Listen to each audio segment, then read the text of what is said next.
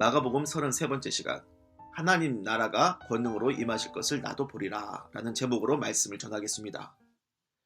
예수님이 제자들에게 말씀하십니다. 1절, 여기 있는 사람 중에는 죽기 전에 하나님의 나라가 권능으로 임하시는 것을 볼 자들도 있느니라. 하나님의 나라가 권능으로 임하신다는 게 뭘까요? 그 단서를 찾아보면 일단 시기는요, 제자들이 죽기 전입니다.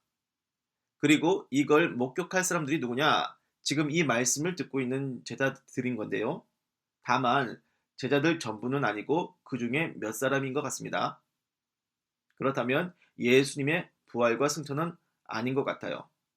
자살에 죽은 가룟 유다 빼고 나머지 모든 제자들이 부활 승천을 목격한 거잖아요. 하나님 나라가 권능으로 임하시는 것을 보는 자들은 더 적은 숫자로 봐야 하지 않을까 싶습니다.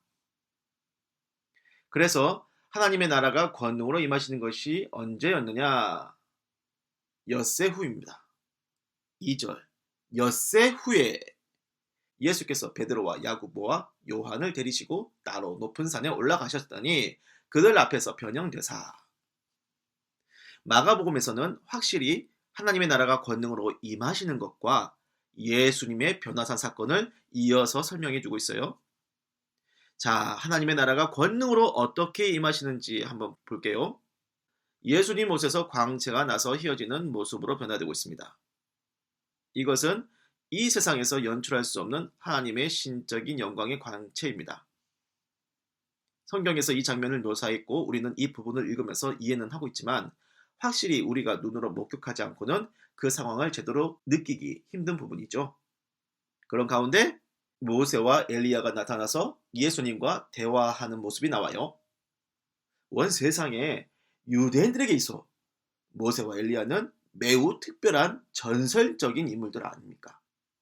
구약 전체를 통틀어서 하나님의 권능으로 엄청난 사역을 했던 신비로운 두 인물로 꼽으라면 모세와 엘리야일 텐데요.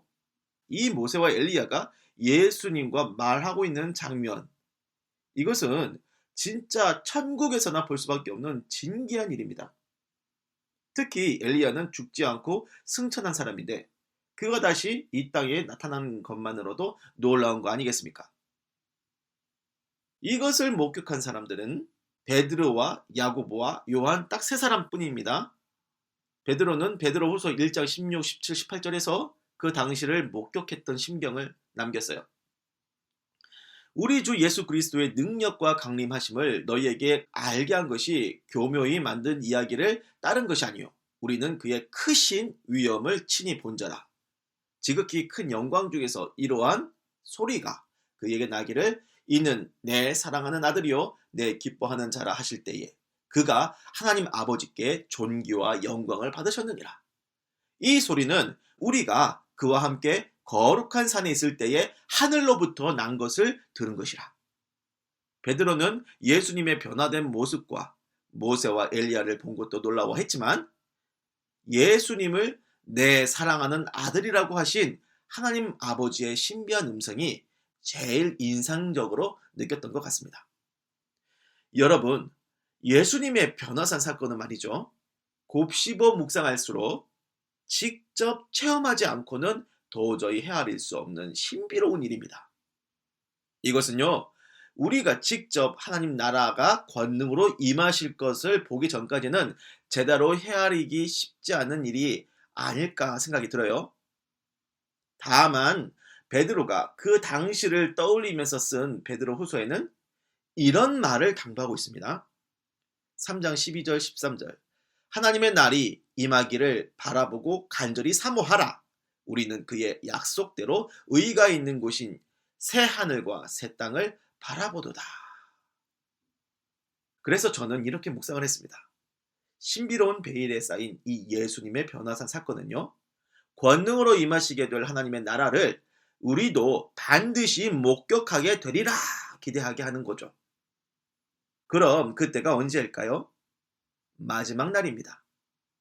예수님이 권능으로 재림하시고 우리를 새 하늘과 새 땅 영원한 천국으로 이끄시게 될 마지막 날이 될 거예요.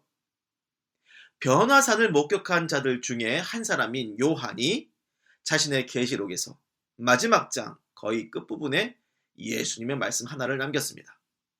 내가 진실로 속히 오리라. 현재 우리가 보이지도 않는 하나님 나라를 위해 사는 모습이 세상에서 볼 때 망상을 쫓는 어리석은 것처럼 보이겠지만요. 그렇지 않습니다.